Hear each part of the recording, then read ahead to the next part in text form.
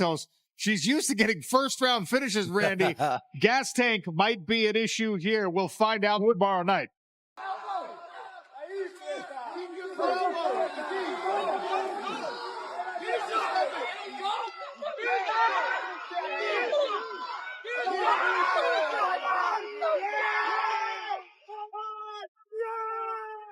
Taila Santos sent a massive bombshell to Dakota Ditcheva in the 2024 PFL Championship finals, making one thing crystal clear: she wants her rematch, and she's not taking no for an answer. Every fighter needs to know how to handle a loss, because a loss leaves you a lot more to learn than a win. Defeats give you the chance to reflect and see what you need to improve. So I'm grateful for that loss. Eu realmente não lutei, eu não me encontrei naquela luta. E não falando dela, falando de mim mesma, porque a gente como atleta, quem é atleta vai me entender que não é todo dia que a gente treina bem. Tem dia que a gente treina mal, né? A gente sai da academia, nossa, hoje o treino não foi bom. E aquela noite foi isso, nossa, hoje eu não lutei, eu não sei o que é que aconteceu, hoje eu não tava pra luta hoje, né? E foi o que aconteceu. Eu não tava ali, eu realmente não lutei. But Dakota Ditcheva? She's already fired back with a message of her own, one that echoes the same confidence that carried her to an undefeated 14-0 record and a $1 million payday.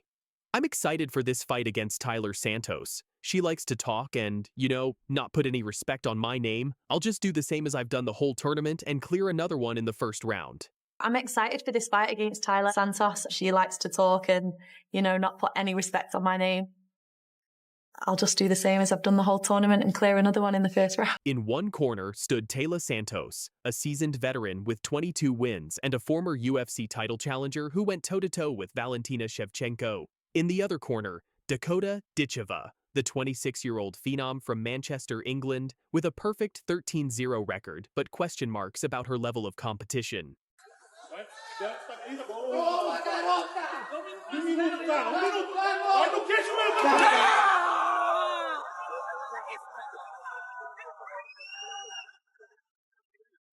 The MMA world was divided. Could Dakota handle a true veteran, or would Santos expose her as just another overhyped prospect?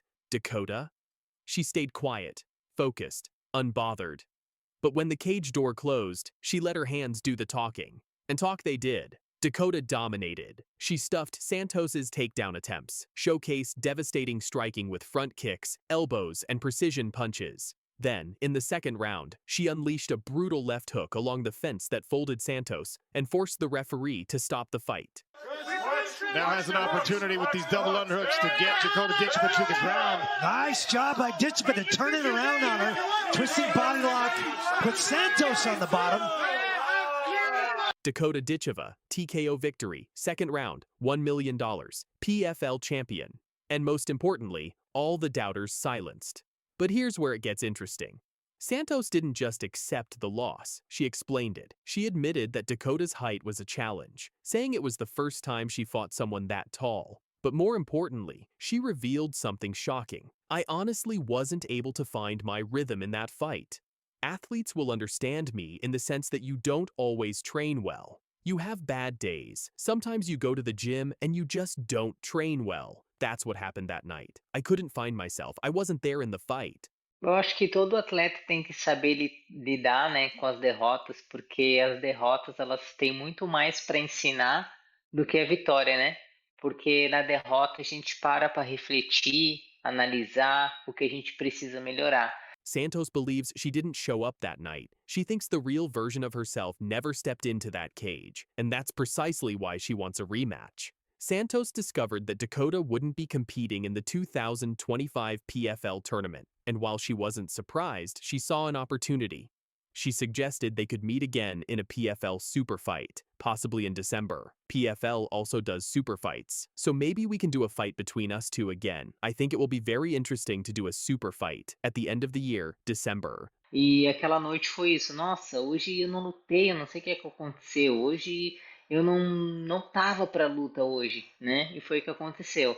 Eu não tava ali, eu realmente não lutei. The message was clear. The warning was sent. Taila Santos wants Dakota Ditcheva again. And this time, she's promising a different outcome.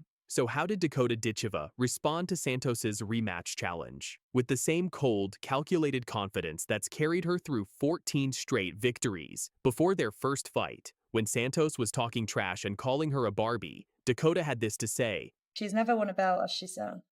Like, she's not a complete fighter, is she? I'm not a complete fighter. She definitely isn't either, so... But whatever. She didn't quite get the first round finish, but she got the job done in the second, and her post-fight message was even more brutal. Dakota doesn't just win fights. She proves points, she silences critics, she turns doubters into believers, one knockout at a time.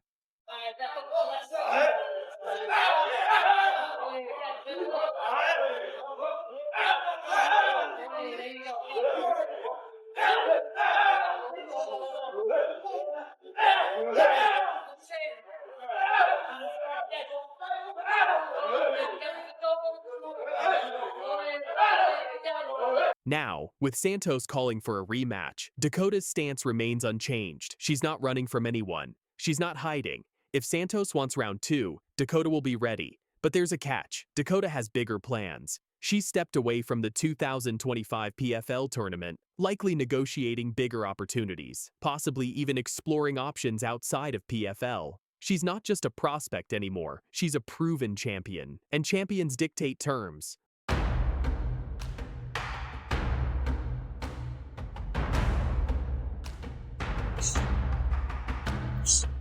So while Santos wants the rematch, the ball is in Dakota's court. And knowing Dakota, if they do meet again, she'll be just as confident, just as prepared, and just as dangerous as she was the first time. Let's talk about strategy. If this rematch happens, what does Taila Santos need to do differently? And can she actually beat Dakota Ditcheva? If Santos wants to win a rematch, she needs to impose her grappling. She needs to pressure Dakota early, force clinch exchanges, and take the fight to the ground. She cannot let Dakota dictate range and pick her apart on the feet. In wrestling, that was the way we mentally broke you. Exactly Right when you thought you got up, we take you right back down. You do all that work to get back to your feet, and now you're right back in position. But here's the reality. Dakota has shown incredible takedown defense. She's powerful in the clinch with devastating knees, and her striking is only getting better with every fight. Santos is banking on the idea that she had an off night, that the real version of herself can beat Dakota. But what if the real version of Dakota Ditcheva is just that much better? What if it wasn't about Santos having a bad night, but about Dakota being a bad matchup? So what's next? Taila Santos is currently preparing for her opening round match in the 2025 PFL tournament against fellow Brazilian Juliana Velasquez. She's focused, she's motivated, and she's determined to prove that her loss to Dakota was a fluke. If Santos wins her tournament fights and captures another PFL title, her case for a rematch gets even stronger. She'd prove she's still elite, still dangerous, and still worthy of a super fight against the undefeated champion. Dakota Ditcheva, meanwhile, is playing the long game. She's not competing in the 2025 tournament, which suggests bigger negotiations are happening behind the scenes. Is she angling for a super fight? Is she considering a move to the UFC? Is she waiting for the right opponent and the right payday?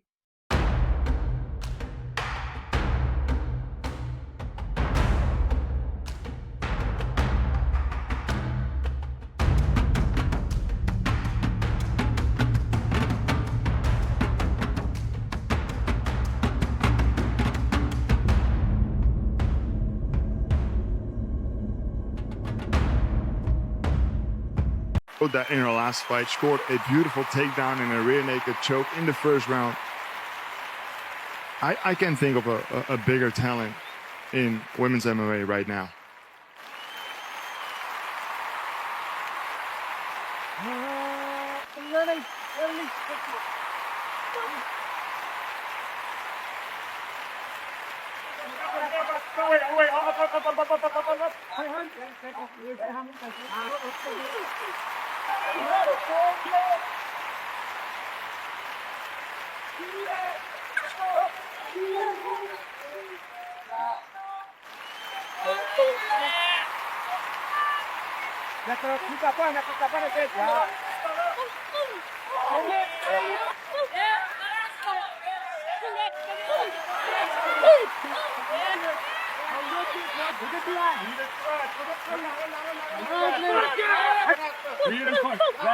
Hit with your right hand.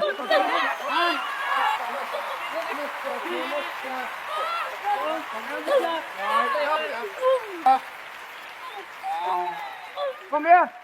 Yeah, that's good. Get out.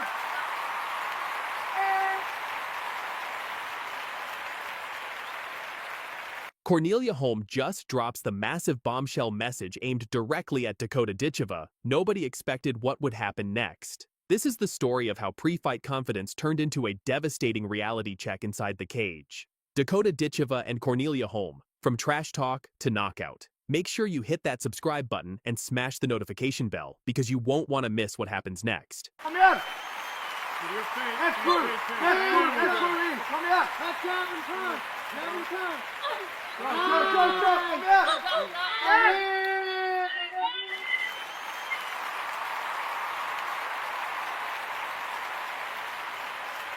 Cornelia Holm didn't hold back. In a pre-fight interview that went viral, she sent a massive bombshell message directly to Dakota Ditcheva, claiming superiority in every aspect of the game.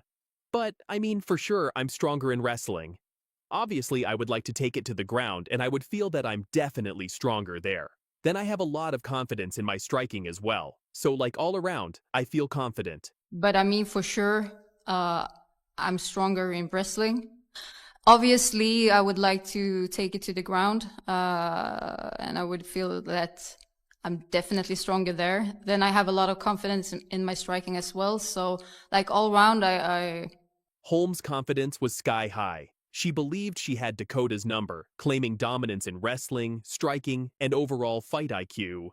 The MMA community was buzzing. Was Cornelia right, or was she walking into a trap?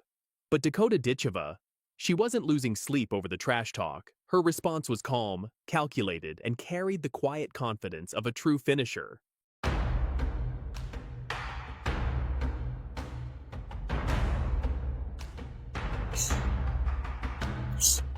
When asked about all the pre-fight talk from her opponents throughout the tournament, Dakota delivered a response that would prove prophetic. Yeah, it feels good. I mean, I listened to so many people talking throughout this whole tournament. It's nice to get in the cage and showcase my skills and shut them up that way, because I'm not really bothered about proving them wrong. Do you know what I mean? I just kind of get in the cage and prove to myself that they're all just talkers. Yeah, it feels good. I mean, I listened to so many people talking like throughout this whole tournament. It's nice to get in the cage and showcase my skills and shut them up that way, because I'm not really bothered about like proving them wrong. Do you know what I mean? I just kind of get in the cage and prove to myself that they're all just talkers. That's the difference right there. While Holm was busy making predictions, Dakota was focused on preparation. She didn't need to respond with words. She was planning to respond with violence. And that's exactly what happened. But it didn't stop there. After Dakota's interview went public, Cornelia Holm took to Twitter and dropped another bombshell, doubling down on her claims and firing back at Dakota's confidence. The online back and forth had fans divided. Some backed Holm's wrestling credentials. Others knew Dakota's knockout power was something special.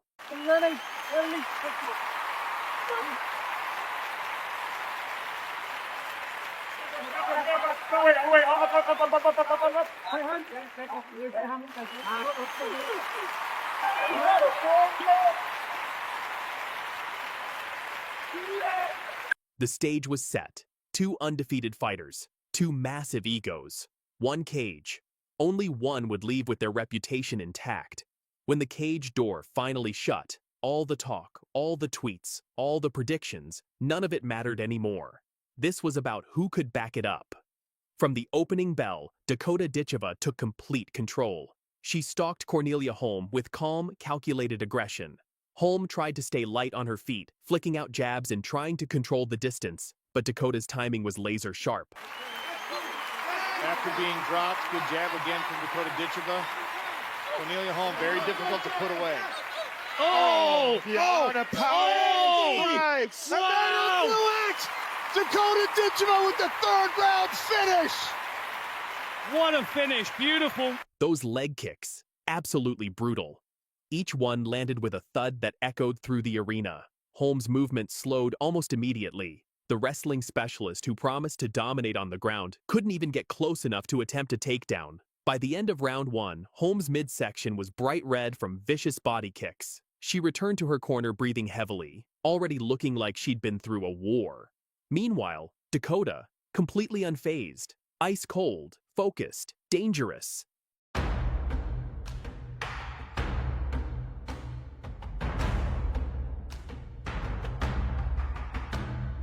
second round began with Cornelia Holm trying desperately to increase her output. She knew she was falling behind. The wrestling she promised? Nowhere to be found. The striking she was confident in, being picked apart piece by piece. But Dakota remained calm and composed, slipping punches and landing devastating counters. Then came the moment that had the entire arena on their feet, a spinning back elbow that connected flush on Holm's jaw, rocking her badly and drawing gasps from the crowd. Good. Stay like this. Keep it control. Nice. Very good. He's working good. When you're ready, manipulate that head. Holm backed up to the cage, exactly where Dakota wanted her. In the clinch, Dakota unleashed brutal knees and sharp hooks to the body. Each strike was punishing. Each shot was purposeful.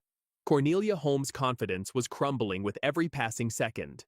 The fighter who talked so much before the fight was now just trying to survive. By the start of round 3, everyone in that arena knew what was coming. The writing was on the wall. Dakota Ditcheva smelled blood, and she wasn't going to let this go to the judges.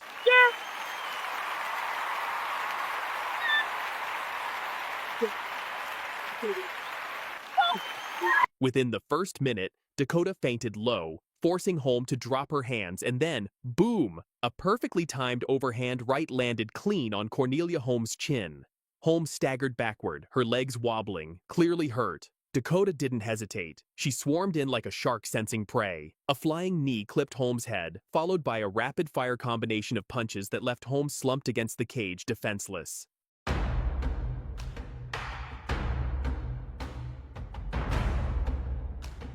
The referee had seen enough. He jumped in and waved it off. TKO victory for Dakota Ditcheva. Dakota Ditcheva didn't just win this fight, she made a statement. She didn't just defeat Cornelia Holm, she dismantled her. From striking to cage control, from power to composure, Dakota showed the entire world why she's undefeated and feared throughout the division.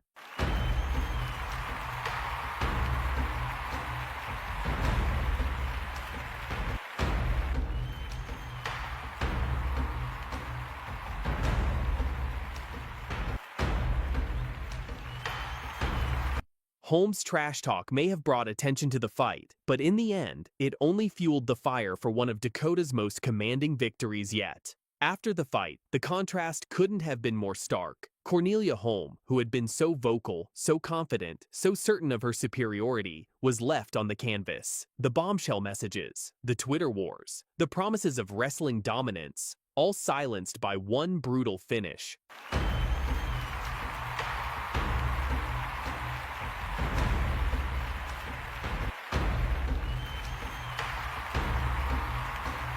Dakota Ditcheva? She didn't gloat, she didn't trash talk back, she simply nodded, hugged her team, and walked out with her undefeated record intact and her reputation elevated even higher. Because at the end of the day, Dakota doesn't need to talk, she lets her fists do the talking, and they speak volumes.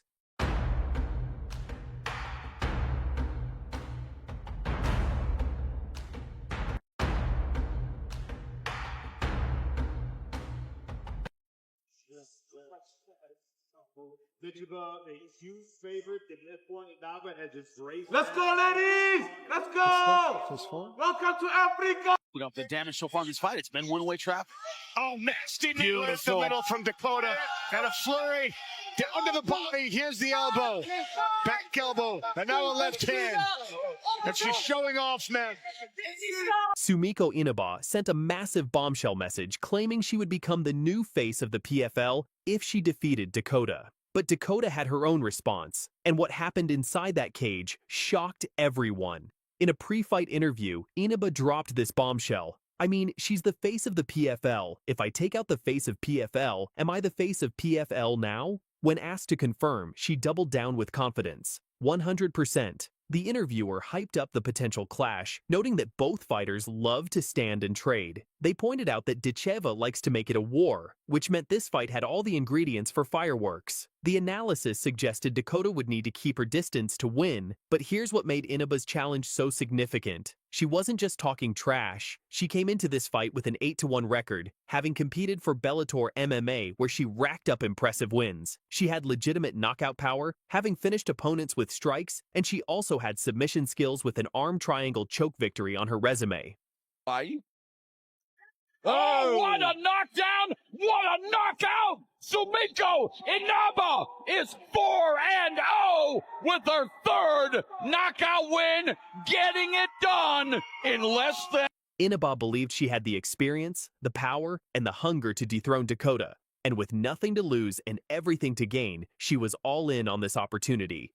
Now, how did Dakota respond to this challenge? Unlike some fighters who engage in back-and-forth trash talk, Ditcheva kept her composure and delivered a measured but confident response. When asked about facing Inaba, Dakota said, "I feel like one thing I will say is these girls are going to be most dangerous now because they have nothing to lose. They're coming to take everything I have. You know, I won the tournament last year." They literally want to come in and take everything I have, and that's how I have to approach every single fight. I have to protect every single ounce of my career, my life. Expect fireworks, and you won't be disappointed on July 19th.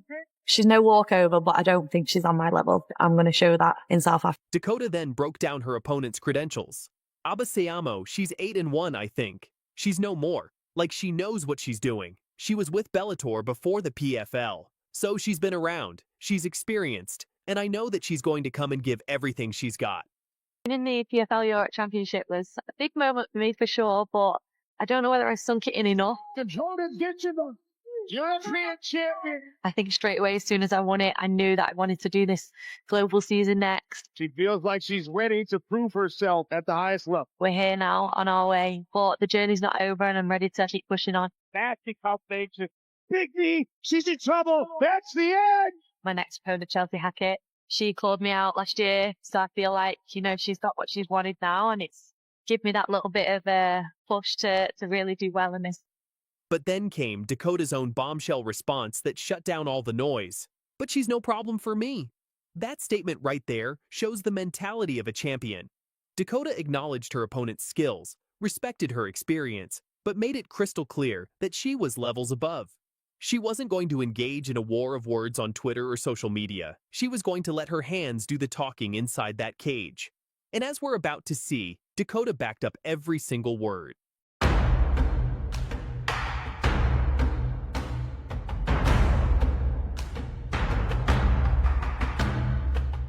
The stage was set for July 19th, 2025 at PFL Champion Series 2 in Cape Town, South Africa. This wasn't just another fight on the card. This was a statement opportunity for both women. For Shevchenko Inaba, this was her chance to prove she belonged at the elite level of the PFL and potentially become the new face of the promotion, just as she predicted. And immediately Inaba blitzing forward.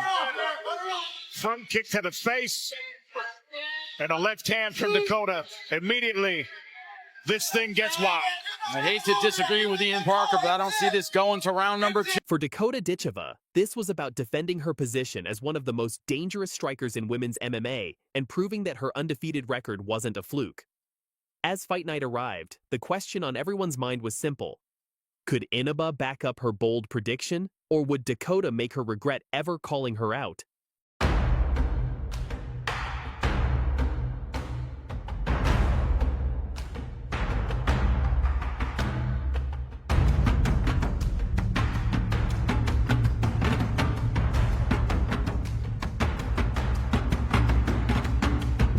Inaba came out aggressive, trying to pressure Dakota and impose her will, but Dakota's range management was absolutely brilliant. She immediately began using front kicks to the face, keeping Shevchenko at the end of her strikes. One of those early front kicks landed flush, snapping Inaba's head back and setting the tone for what was to come. Dakota adjusted her strategy on the fly. She started throwing more kicks, more right hands, and more elbows. She refused to give Inaba any opportunity to capitalize on the injury. Throughout the entire fight, Dakota landed over 170 total strikes, an absolutely staggering output, especially considering she was fighting with a compromised hand. Hey, down to the body. Here's the elbow. Back elbow. And now a left hand. And she's showing off, man. And Inaba's face is starting to melt under this assault. Beautiful stuff from Ditcheva. Another knee. And you don't know if it's going to hit you in the ribs, in the liver. Near the end of the fight, you could see Dakota wince from her injured hand, but she still threw a final flurry to close out the fight strong. She wanted the finish, but Inaba's durability kept her standing until the final bell. When the final bell rang at the 5 o'clock mark of round 3, there was absolutely no doubt who had won this fight. All three judges scored it 30-27 for Dakota Ditcheva, a completely dominant, one-sided performance that answered every question and silenced every doubt.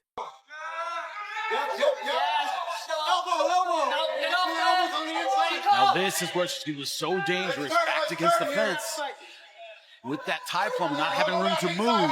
This is where Dakota Ditcheva hunts the liver. She will attack the body with knees, and if she's given the space, rip a left hand to the midsection. Last time out, Taila Santos finished against the fence with body shots. Despite her commanding victory, Dakota showed real emotion in the cage. She confirmed after the fight that she had indeed injured her left hand, and you could hear the frustration in her voice. Yeah, I think I've injured my left hand, but I think I'm just more gutted because I've been out for so long and then I've come back and I'm injured again. But I hope you guys enjoyed it anyway. Thank you so much. That statement right there shows the warrior mentality. Dakota wasn't celebrating the easy win. She was disappointed that an injury prevented her from potentially finishing the fight even more dominantly. The victory extended Dakota's undefeated record to 15-0, further cementing her position as one of the most dangerous fighters in women's MMA today. In her post-fight interview, Dakota also announced some huge news. I have just resigned from the PFL. We've come to a great agreement, and I'm going to look forward to the next few years together. She's looking ahead to face the winner of the upcoming Liz Carmouche versus Gina Bishop fight, and the women's flyweight division better be on notice. Dakota Ditcheva isn't slowing down. So what did this fight ultimately prove? First, Dakota Ditcheva is the real deal. Her striking is world-class. Her fighting IQ is elite, and her ability to adapt mid-fight even with an injury shows championship DNA.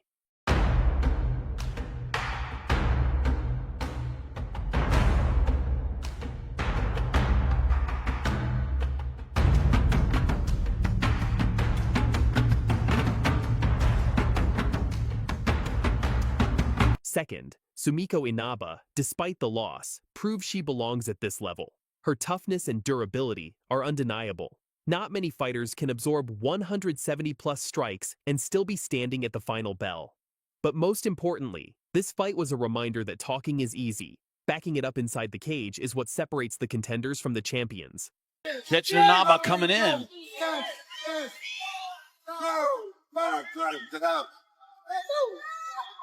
Inaba asked if she would become the new face of the PFL by beating Dakota.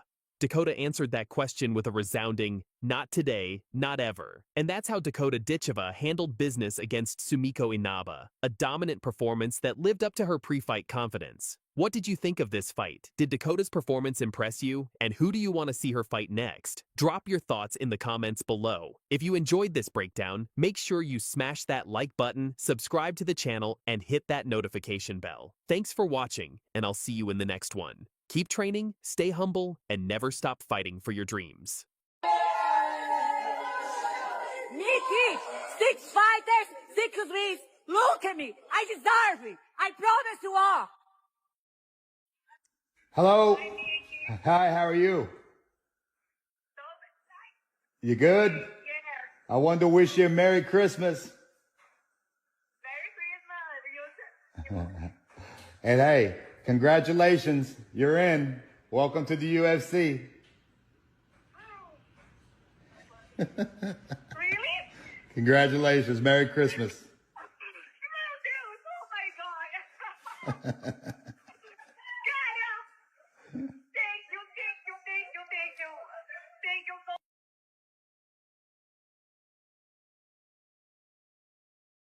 Desde o início, eu sempre tive essa, não sei se pode chamar, ambição mesmo, né? Esse sonho, essa ambição de ser a garota mais nova. Desde que eu botei a cabeça e eu percebi que o UFC não era um sonho tão distante, eu comecei a ser ambiciosa, entendeu?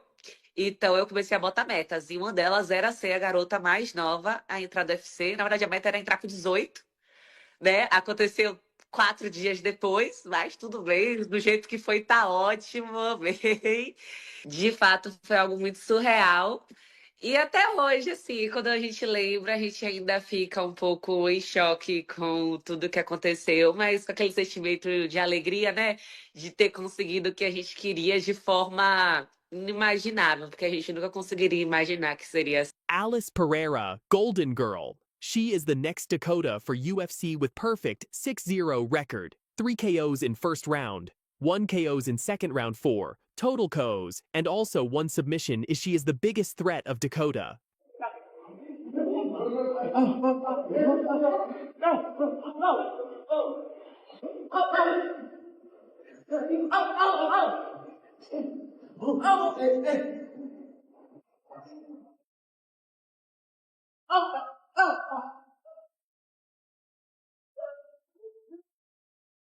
Vinte segundos para trocar.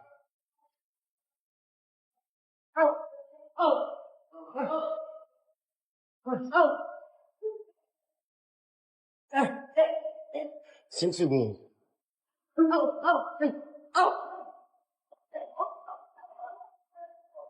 Desconta ali.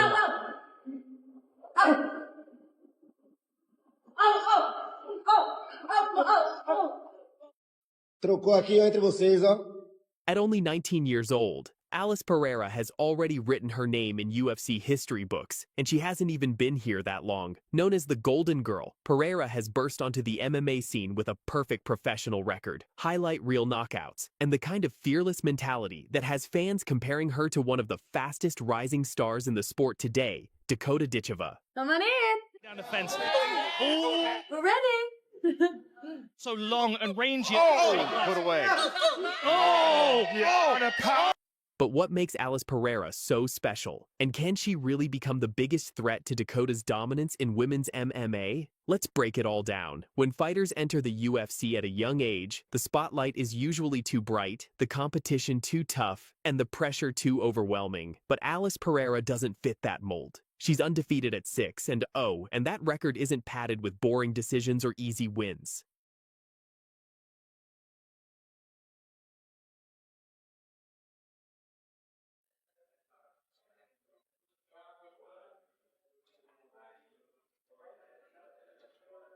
$136. 136 pounds, the official weight for Alice Pereira. Thank you, Eddie.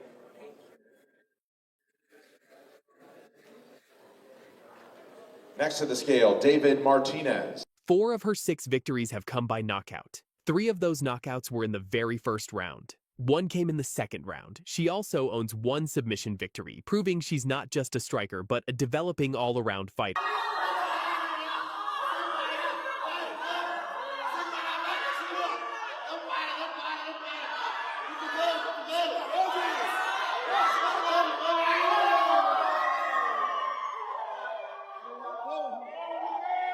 And the craziest part? She's only been fighting professionally for a little over a year. While many fighters take years of regional circuit experience before getting their shot at the big stage, Pereira got noticed immediately for her aggressive style and finishing power. One of her most viral moments came in Dubai when she faced Hosanna Eni. The fight lasted only 11 seconds. Pereira came out like a storm, landed heavy shots, and finished with brutal ground and pound before most fans had even sat down. That performance sent a clear message. The Golden Girl is here to take over. Yes. Yes. She said yes. No. Boom. Yeah! Oh, she's so strong. Yes.